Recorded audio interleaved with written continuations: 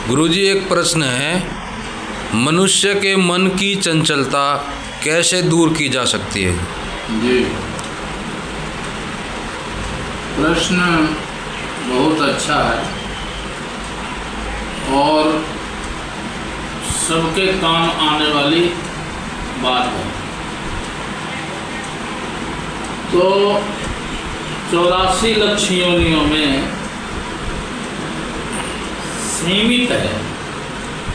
बहुत से जीव अपनी स्थिति में अपनी हालात से सीमित हैं, एक दायरे में हैं और उनके मन की सोच भी एक दायरे में है, विस्तृत सोच नहीं है। जैसे जानवर हैं, आज खाने को दे दिया, कल क्या होगा उन्हें पता नहीं। पर बहुत अच्छी बात बताइए, मनुष्य चोला में मन को स्थिर कैसे करें। तो यहाँ पर हमें ये देखना पड़ेगा कि मन स्वाभाविक चंचल है।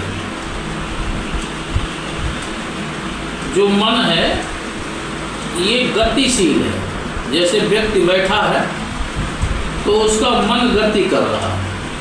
अभी सोचा तो अभी दिल्ली में है और थोड़ी देर बाद यही मन लंदन में चला गया, फिर थोड़ी देर बाद आ गया। तो इसकी गति कितनी तीव्र है, क्योंकि ये जो मन है ये वासनाओं का पुंज है, इच्छाओं का पुंज है, तृष्णाओं का पुंज है। व्यक्ति के अंदर जो नाना प्रकार की कामनाएं हैं ये मन में छिपी रहती हैं। कई व्यक्ति मन में तो कुछ और सोचते रहते हैं और बाहर कुछ बन के दिखाते रहते हैं। तो ऐसे व्यक्ति ज़्यादातर चंचल रहते हैं, यानी मन से अशांत रहते हैं। तो प्रश्न ये उठा कि मन स्थिर कैसे रहे। तो मन स्थिर जब रहता है जब जीव को अपने स्वरूप का भान हो जाता है। तो ये मन जो है आत्मा के कहने से चलने लगता है। ये साधना के माध्यम से संभव है। ये साधना बहुत समय तक साधना हो, किसी विवेकी पुरुष के पास बैठ के सत्संग किया जाए, किसी तत्वदर्शी गुरु के पास। गीता में भगवान कृष्ण ने क्या कहा अर्जुन से कि ये सब मैं आपको नहीं बता सकता, किसी तत्वदर्शी संत के पास जाओ और ये समझो कि जीवन का रहस्य क्या है, यानी कर्तव्य बोध क्या है, हमें करना क्या है। हमें मन कई बार भटका देता है, ये क्यों भटका देता है? तो जब तक हम मन के कहने से चलते हैं तभी तक बाधाएं उत्पन्न होती हैं। हमें मन को अपने बस में करना है। जब ये जीवात्मा के मन बस में हो जाता है तो ये मन एक जगह टिक जाता है और ये चीज अभ्यास से होती है। अर्जुन ने कहा था, गीता में भगवान कृष्ण से पूछा था, चंचल में ही मना कृष्ण, ये मन बड़ा चंचल है। तो भगवान ने कहा, उत्तर दिया, असंशयम महाबाहो मनो दुर्निग्रहम चलम अभ्यासे न तो कौन्तेय वैराग्य न च गृह्यते। अभ्यास और वैराग्य से इसको वश में किया जा सकता है। और जिस समय ये मन नियंत्रण में हो गया आत्मा के, समझ लो इस आत्मा को मुक्ति मिल गई। यानी आत्मा तो मुक्त है ही ऑलरेडी, आत्मा कहीं बंधी हुई नहीं है। ये प्रत्यारोपित कर दिया, मतलब अपने को जीव ने एक दायरे में समझ लिया, तो यही बंधन है, यही मोह है और यही नरक है। तो हमें साधना करके मन को अभ्यास में लाना है और धीरे धीरे धीरे धीरे ये अभ्यास में हो जाता है। और जब ये मन अभ्यास में हो जाता है तो जीवात्मा का काम बन जाता है। अभी क्या है? अज्ञान है, अविवेक है। अभी ऐसी स्थिति है कि मन के कहने से जीव चल रहा है। ये संकल्प विकल्पात्मकम मना, शास्त्र में कहा गया है, मन संकल्प विकल्प बनाता रहता है, अनर्गल, ये कर लूँ वो कर लूँ। थोड़ी देर बाद मन का विचार बदलता रहता है देश काल परिस्थिति के हिसाब से। तो मन चंचल है, मन क्रियाशील है, तो मन को एक जगह टिकाना है, अपने केंद्र पर इसको एकीभूत करना है, एक जगह टिकाना है, केंद्रित करना है मन को। तो कहाँ टिकाना है? एरिया दो ही हैं, एक संसार का एरिया, एक ईश्वर का एरिया।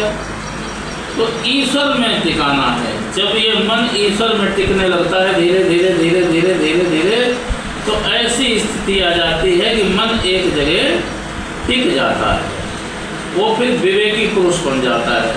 उसको ज्ञानी कहते हैं, उसको समझदार पुरुष कहते हैं, उसको सूझबूझ वाला पुरुष कहते हैं, उसको कहते हैं भाई व्यक्ति के अंदर मैच्योरिटी आ गई, मैच्योर हो गया, समझदार हो गया। जब तक व्यक्ति मन के कहने से चलता है जीवात्मा, तब तक दुखी रहती है, और जो मन बस में हो जाता है तो वही इंद्रियों का मालिक हो जाता है, अभी इंद्रियों का गुलाम है। जब तक साधना में नहीं आता है जीवात्मा, यानी मनुष्य अपने को साधना में नहीं लाता है, तब तक मन के कहने से चलता है, और जब तक मन के कहने से चलेगा तब तक माया का ही चिंतन होता रहेगा, और माया के चिंतन में दुख ही दुख है, माया में बरतने से दुख ही दुख है। मायापति यानी ईश्वर का चिंतन करने में सुख ही सुख है, परम सुख है। और जिसको ये विवेक हो जाता है कि जगत मिथ्या है, परमात्मा सत्य है, तो वो विवेकशील पुरुष हो जाता है, आत्मज्ञानी पुरुष हो जाता है, और ऐसे पुरुष का मन बस में ही रहता है, फिर उसका मन भगता नहीं है, स्थित प्रज्ञ हो जाता है, और इंद्रियां सब मन के कहने से चलती हैं। और जब मन बस में हो जाता है तो इंद्रियों को कोई रोल है ही नहीं, इंद्रियां तो अपने आप स्वाभाविक बस में हो जाती हैं। तो जीवात्मा के आदेश से मन चले तब तो है ठीक। मन, बुद्धि, चित्त, अहंकार, ये एक ही तत्व के चार स्वरूप हैं। तो विवेक होना चाहिए। विवेक कब आता है? एक ज्ञान है, एक विवेक है। विवेक का मतलब है सत्य असत्य का ज्ञान। सत्य क्या है, हमें करना क्या है और क्या नहीं करना है, इसका नाम है विवेक। तो जब मन बस में हो जाता है तो उसमें एक विवेक उत्पन्न होता है, और जब विवेक उत्पन्न होता है तो काम बन जाता है और मन स्थिर हो जाता है। ये सब अभ्यास से होता है और त्याग और वैराग्य से होता है। त्याग जब होता है जब हमें ये ज्ञान हो जाता है। त्याग का मतलब क्या है? एक चीज़ को छोड़ दिया, एक को पकड़ लिया। त्याग नहीं हो पाता, संपूर्ण त्याग नहीं होता है। तो हमें सत्य को पकड़ना है, असत्य को छोड़ देना है, मन से छोड़ देना है, शरीर से नहीं। शरीर में व्यवहार करोगे, हमेशा करोगे, लेकिन मन जब बस में हो जाएगा तो मस्ती आ जाएगी, एक अलौकिक मस्ती आ जाएगी। उसको कहते हैं आत्मबोध। और जिसको आत्मबोध हो जाता है उनका मन स्थिर हो जाता है। फिर वो हर स्थिति में, हर अवस्था में, हर समय परम सुख का अनुभव करता है व्यक्ति। और उस व्यक्ति का जो है संसार में जीना सार्थक रहता है, और औरों का सार्थक नहीं रहता। जो बेचैन आत्मा में भटकते हैं, कभी तीर्थों में भटके, उद्देश्य कुछ और है, वहाँ भटका दिया गया। क्योंकि प्रायः तीर्थ जो है जो अध्यात्म दृष्टि से शून्य हो चुके हैं। भौतिकता और सांसारिकता तीर्थों में है, घूमने के पर्पज से जाते हैं, तो वहाँ पर वो बौद्धिक ज्ञान प्राप्त नहीं हो पाता, वो तत्व ज्ञान प्राप्त नहीं हो पाता, वो आत्म शांति नहीं मिल पाती है। तो आज के इस भौतिक युग में व्यक्ति को अपने अंदर ही झांकना है, अपने को सुधारना है, अपनी समझ से जो है अपना जीवन गुजारना है। क्यों? अकेला आया है व्यक्ति, और अकेला ही जाएगा, उसके साथ कोई भी नहीं जाता है। उसके साथ मन की दुर्बलता जाती है। यदि दुर्बल रहा मन तो नरकों में ले जाएगा, क्योंकि सतोगुण, रजोगुण, तमोगुण ये तीन हैं। सतोगुण से काम करोगे तो स्वर्गादि की योनियों में, स्वर्गादि के यानी लोकों में चले जाओगे। तामसी काम करोगे यहाँ तो मतलब जो तिर्यक योनियों में चले जाओगे। राक्षस योनि है, और जो सर्प इत्यादि योनि है, जो शेर योनि है, उनमें तामसी योनि में चले जाओगे। और बीच के काम करोगे, यानी ना अच्छे करोगे ना बुरे करोगे, तो संसार में पुनः पुनः आते रहोगे। जब तक मन बस में नहीं रहता और अपने स्वरूप का ज्ञान नहीं होता, तब तक ये 84 लक्ष्य योनियों में जो है गमनागमन बना रहता है, जीवात्मा को भटकता रहता है। तो किसी तत्वदर्शी संत के पास में जाकर के नित्य सत्संग करना चाहिए। आनंद कंद भगवान की जय।